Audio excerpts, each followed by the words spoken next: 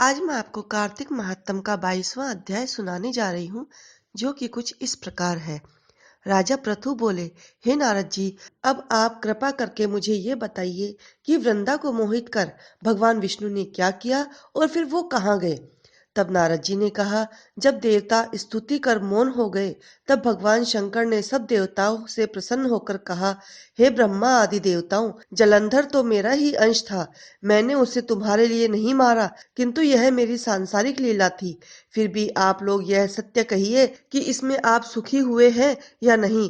तब तो ब्रह्मा आदि देवताओं के नेत्र हर्ष से खिल गए और उन्होंने शिव जी को प्रणाम करके विष्णु जी का यह सब वृतांत कह सुनाया, जो उन्होंने बड़े प्रयत्न से वृंदा को मोहित किया था तथा वह अग्नि में प्रवेश कर परम गति को प्राप्त हुई थी।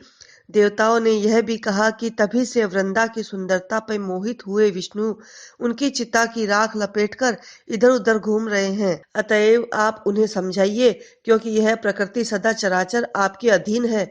देवताओं से यह सब वृतांत सुनकर शंकर जी ने उन्हें अपनी दुस्तर माया समझाई और कहा कि यह सारा जगत उसी के अधीन है।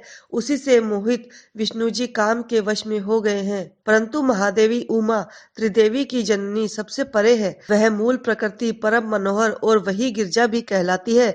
अतएव विष्णु जी का मोह दूर करने के लिए आप सभी उसकी शरण में जाइए। यदि वह प्रसन्न हो जाएगी तो आपका यह सब कार्य हो जाएगा। भगवान शंकर की आज्ञा से सब देवता मूल प्रकृति को प्रसन्न करने चले गए। उनके स्थान पर पहुंचकर उनकी बड़ी स्तुति की। तब आकाशवाणी हुई, हे देवताओं, मैं 3 प्रकार से तीनों गणों से पृथक होकर स्थित होती हूँ।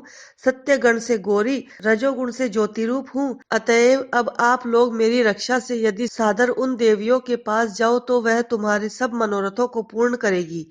यह वाणी सुनकर देवताओं के नेत्र खुल गए।